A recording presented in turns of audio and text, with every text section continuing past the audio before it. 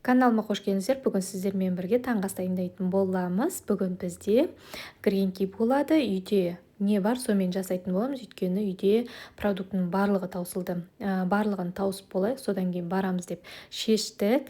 Шынымен де ештеңе қалмады. Помидор, огурцы, сүт, жұмыртқа барлығы бітті почти. Менде осы соңғы бір жұмыртқа етін, сол бір жұмыртқа осылай гренки жасап жібермекшімін. Кешкі асқа өзіміздің жаңағыдай жақсы көретін тамағымызды жасаймыз, сіздермен бірге бөлісетін болам. Өте оңай тамақ, ешқандай қиындығы жоқ, но бізге солай ұнайды. Көбінесе папамыз заказ береді, папамызға бола істеймін негізі ондай тамақты. Негізі үйде газ болмағандықтан бізде жаңағыдай өтірік тамақтар болды көбінесе. Папамыздың қарны ашып жүрген болатын, сонымен қамыр тамақ істеп бердім. Негізі жұмысында да ондай керемет тамақ істемейді, жұмысындағы тамаққа мүлдем тоймайды, сондықтан жаңағыдай қамыр тамақ істеп беруге тура келді. Енді мінекей сіздермен бірге осы жерге келдік. Негізі ине жіпті аламын деп осындай шашып алдым, сонымен осы жерді жинап алуға ұйғардым. Негізі бізде көп тірліктер көріне бермейді. Бұл жерде енді майда шүйде тірліктер, бірақ мүлдем көрінбейді. Шын айтқанда ешкім сезбейді да бұндай тірліктерді. Шаң сүрту, пол сүрту, майда шүйде заттарды орын-орнына қою деген жаңағыдай нәрселердің барлығы мүлдем сезілмейді де. Енді крупный үй жинау болмасын, тамақ істеу болсын, солар кішкене болса көрінетін шығар, бірақ енді мынандай майда шүйде заттардың мүлдем көрінбейді, елемейді да шын айтқанда.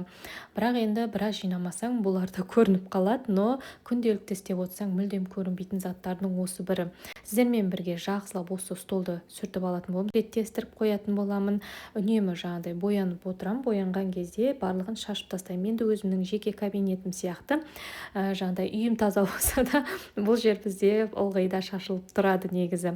Бізде енді домашний Wi-Fi-ды қосып кетті, енді істеп тұр. Сол кісілерді жаңағыдай күтемін деп мен біраз тірліктен қалып қалдым.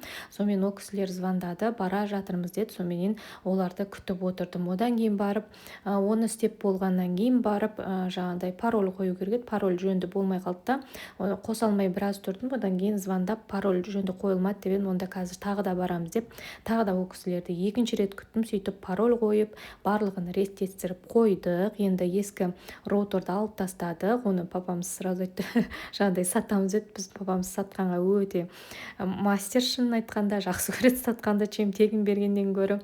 Сонымен жаңағыдай жаңа модемді қойды, жаңа интернет. Енді пока жаңағыдай сынап көріп жатыр, қандай болатын, 5G деп енді тұр.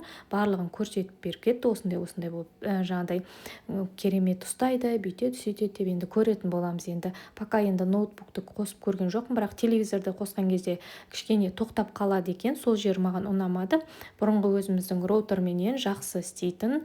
Мен көбінесе телевизорден жаңа өзім сериалымды қойып алатын, или болмаса жаңағыдай өзім көріп жүрген блогерлерді қойып алып, шайымды, тамағымды ішіп алатын. Негізі телевизор қосып қоямын көбінесе ютубтан, сөйтіп көбінесе сондай жаңағыдай видеоларды көремін. Бізде енді газ жанды, алақай енді тамақ істеп жатырық.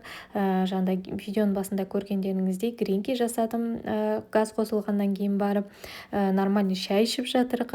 Газ плитаға үйреніп қалған екенбіз. Чем тоқ плитаға қарағанда, тоқ плита енді кішкене болса да баяу істей ма білмеймін, енді газге әбден үйреніп қалған екенбіз. Негізі газды менен гөрі папамыз қатты күтті, білмеймін, газге тамақ жасаған жақсы көре ма. Әйтеуір мен духовкаға әшейін жеңіл-желпі тамақтар жасап жүрген болатын. Енді қарны тоймай жүрді ма, әйтеуір газ келгенде кәдімгідей қуанды. Бірінші күні тамақ істеп өзі ішіп кетті шайын қойып. В общем, алдынданан қаладан алып келгенде мына жері сынып қалыпты. Енді мынаған момент клей керек, момент клеймен жақсылап клейліп қою керек. Мінекей осы жері сынып, кішкене болса да қозғалып тұр. Сондықтан бұны мына жерге қойып қоям, осы жерде тұра берсін. Одан кейін барып мыналарды жуатын болам. Мынау ыдыс маған керек, бұл крем бітті уже.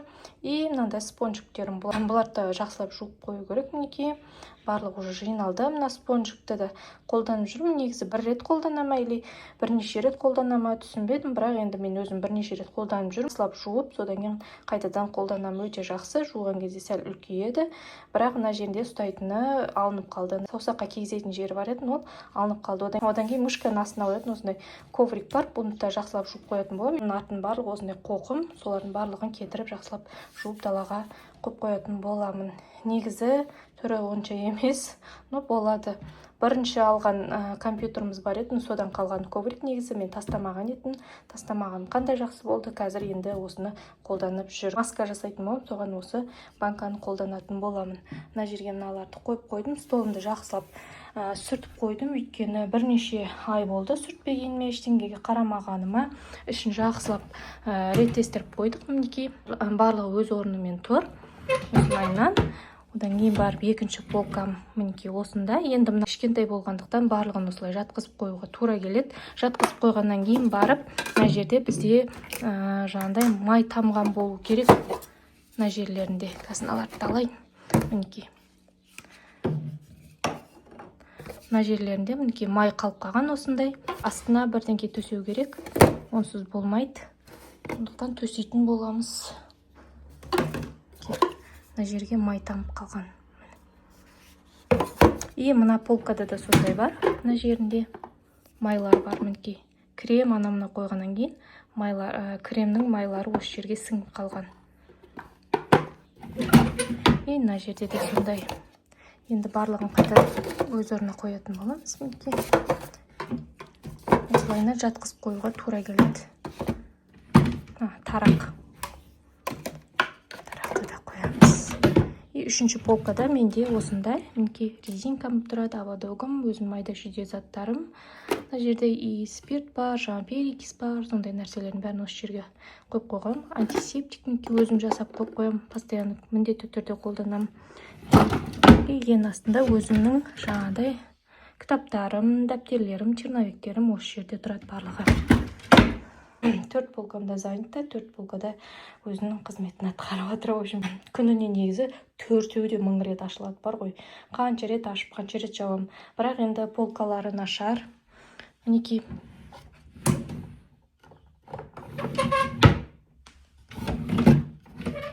Қиын ашылып, қиын жабылады. Дауысын өздеріңіз көріп тұрсыздар, қандай дауыс беретін. Кей кезде жабылмай да қалады, бір орында тұрып қалады.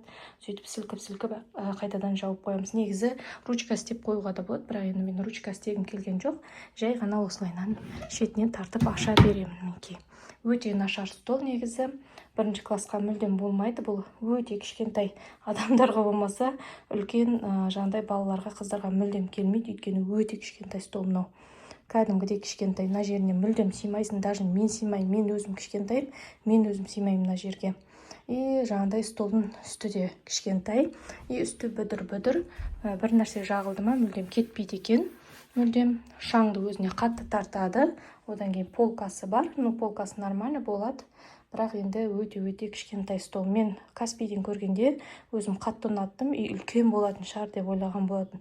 Жоқ, үлкен емес, өте кішкентай. Мен, может, жаңағыдай көлеміне мән бермеген шығармын. Осынша сантиметр деп жазып қояды. Мен оған мән бермеген. Мен өзімше есептеген болуым керек. Сонымен солай қателесіп алдым осыны. Бірақ енді бағасы қанша екенін білмеймін. Нолевой бірінші класс оқитын оқушыларға болатын шығар. Бірақ енді ары қарай мүлдем келмейтін. Жерге кресло да сыймайды, шын айтқанда. Креслоға да келмейтін мына жер. Мына столдың өзі зорға сыяды. Мен өзім аяғым зорға сыяды мына жерде. Оның үстінен мына стол жақсы мінекей. Қазір мына жерде жинастыратын боламыз. Мына стол өте керемет, кең, өте әдемі. Бұл енді қолдан жасалған, кәдімгі базардан алған болатынбыз. Ал мына стол енді бізде фирменный болу керек. Мүлдем нашар.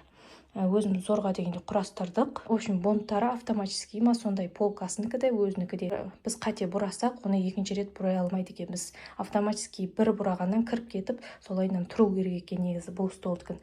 Өзіміз құрастырмай, бұны біреуге құрастырған болатынбыз. Оған да ақша бердік, шын айтқанда. Ал мынаны біз дайын күйінде базардан алдық. Өте жақсы, прям күшті, маған ұнайды осы стол. Ең қызығы, менде алматын столын мүлдем жинаған жоқпын, ештеңкеге тиген де жоқпын. Жаңағыдай өзі жинастырып жүргеннен кейін мүлдем қарамай кеткен болатын. Енді жақсылап бір жинастырып алу керек. Ішіндегі ешқандай қоқысын да, жаңағыдай дәптерлерінде ештеңкесінде тастаған жоқпын. Өзі келсін деп отырмын. Өзі келгеннен барып екеуміз реттестіріп алатын боламыз.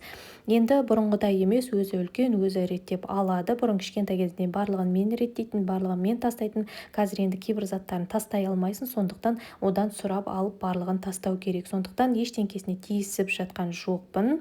Но ішінде енді мусор көп негізі. Или болмаса ешқандай заттарын тастамай, жай ғана реттестіріп қоятын шығармын. Өзі келгеннен барып, жаңағыдай керек заттарын алып қалып, керек емесін өзі тастайтын болады. Мінекей енді кухняға келдік, кешкі астың уақыты келді. Кешкі ас істейміз, одан кейін барып плиталарды жақсылап орнына жинастырып қоятын боламыз. Болды, енді бұлар керек емес. Тоқ шайнекте де орнына қоятын боламыз. Ол бізде енді кухняда тұрады. Пока тоқ шайнекті қоятын жер жоқ, осы жерге қойып қойған болатын. Бірақ енді бізде кішкене су нашар болғандықтан түбіне кішкене жаңағыдай накиптер жабысып қалған екен, мүлдем кетіре алмай қойдым. Чайниктің өзі де кішкене нашарлау сияқты, өйткені біз оны өте қолжетімді бағада алған болатынбыз. Енді дауысы деген керемет, ана чайниктің кәдімгідей қатты шығады. Енді подсветкасы бар, жаңағыдай әдемі болып тұрады, бірақ енді дауысы деген керемет. Мен ондай кішкентай чайниктен дауысы қатты шығады деп ойламаппын, шынын айтқанда. Енді тоқ чайниктің жаңағыдай жылуы өте аз болады екен, өйткені тез суып қалады шайың. Газге қайнатсаң кішкене болса да тұрады, ыстық болады. А вот именно тоқ шайнектегі шай мүлдем жаңағыдай ыстық болмайды екен. Сол жері қызық екен, негізі енді байқап жатырмын, шынын айтқанда. Мінекей енді тамақ жасамастан бұрын пирог істеп жібермекшімін. Үйде тәттілердің барлығы бітті, сондықтан пирогпен шай ішетін өте жақсы болып шықты. Осы жолғы істеген пирогым өзіме қатты ұнады. Ендігіден бастап осындай қылып жасаймын. Негізі бұрыннан бері жасап жүрмін. Осы бір рецептпен ғана, бірақ енді кішкене болса да өзгеріс болатын. Бұл жол енді басқалай өзгеріспен істедім. Өте жақсы болды. Негізі мына жерде барлығын көрсету керек. Пирог қалай шығатын, бірақ енді сіздермен бірге бөлсем деп ұмытып кеттім. Бізде папамыздың қарны қатты ашып келгеннен кейін жаңағыдай барлығын түсіріп алып үлгере алмадым, шынын айтқанда. Папамызда енді сәл қырсықтау жүре ма, білмеймін, әйтеуір. Мен кеш тамақ істеген күні ерте келіп алады. А вот именно ерте тамақ істеген күні жаңағыдай кеш келеді. Содан кейін кешке таман айтып жатырмын ғой, қашан келесің деп. Осы тамақты істеген кезде де кеш келді, біраз күтуіме тура келді. Қамырын жайып қойдым, барлығын істеп қойдым.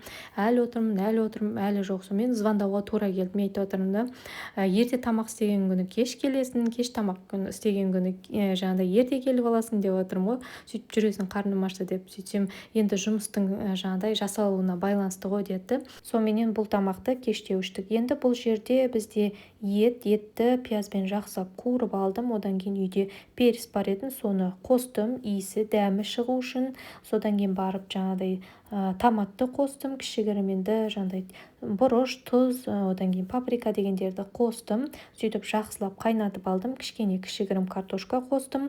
Содан кейін бізде осындай подлив пайда болды. Одан кейін қолдан қамыр жағдай иледім. Енді өте кішкентай иледім деп ойладым, бірақ енді екеумізге жеткілікті болды, даже қалып қалды десем де болады. Енді білмеймін, бұндай тамақ жаңағыдай жасай ма, жасамай ма, енді біз осылайынан жасап жейміз анда-санда. Негізі папамыз қолдың қамырын өте жақсы көреді. Әйтеуір осылайынан жаңағыдай оймен құрастырып, осылай неше түрлі тамақ істейтініміз де бар. Енді қамыр тамақтың бетіне қандай подлив жасайсыздар, астына жаза кетіңіздер. Мен де жасайын. Бұдан да басқалары бар шығар, может, менікінен басқа.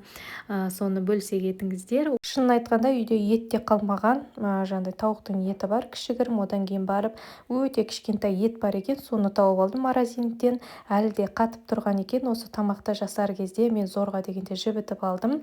Бірақ енді бізде папамыз шыдай алмай етке заказ берді. Негізі осы жазда біз мүлдем етке заказ бермейміз деп шешкен болатынбыз. Күзді күтеміз деп. Папамыз шыдамы сол жерге жетті әйтеуір. Сонымен қайтадан сиыр етін заказ бердік. Енді бірінші поток уже алып қойған екен. Екінші потокқа іліндік. Өзіміздің алып жүрген жеріміз бар. Сол жерден постоянно алады. Кішігірім алатын шығармыз деген ойдам. Енді жілік дейді. В общем, жарты жілік или бір жілік па, қалай айтатын білмеймін. Әйтеуір жаңағыдай жарты жіліктей алатын шығармыз енді. Менің түсінігім бойынша, или бір жілік па, білмеймін. Соны күтіп отырмыз енді. Екінші потокқа адам жинау керек екен. Енді пока 2 адам деді. Енді бірнеше адам жиналса, соменен тағы да ет алатын боламыз. Пока тауықтың етін алдық, тағы да бір-екеу. Тауықтың етін жей тұрамыз. В общем, тауықтың еті өте жеңіл. Пока тез піседі, тез дайын болады. Шем жаңағыдай етке қарағанда жылқының етін былтыр біз көп алған болатынбыз. Өйткені қайнатамыз жылқының етін сойған болатын, той болған болатын. Сол тойға бола бір жылқы жылқының етін сойып соны көптеу қылып берген болатын. Соны да енді тауысып біттік. Негізі морозилде тағы да қойдың еті бар екен, фазендадан беріп жіберген. Жақында папамыз сұрады, осындай қойдың еті бар етін деді. Үйде бар ма деген кезде жаңағыдай мен жоқ дедім. Ол мен есімнен мүлдем шығып кеткен. Кеше қарасам сол қойдың еті тұр екен. Мен ойладым одан қуырдақ жасап жеп қойдық деп. Енді соны папамызға айту керек. В общем, кішкене енді сөйлейді, бұрқылдайды. Сен жоқ деп айтып едің ғой, жасап қойдық қой деп жаңағыдай сөйлейтіні бар енді. Сонда да енді мойындауға тура келіп тұр. Бұл жерде менен де кішкене ошибка кетіп отыр. Енді жөнді еттерді қарамадым, танымадым шын айтқанда. Мінекей енді бізде осындай тамақ дайын болды. Кім кешкі ас ішіп жатыр, астарыңыз дәмді болсын. Кездескенше.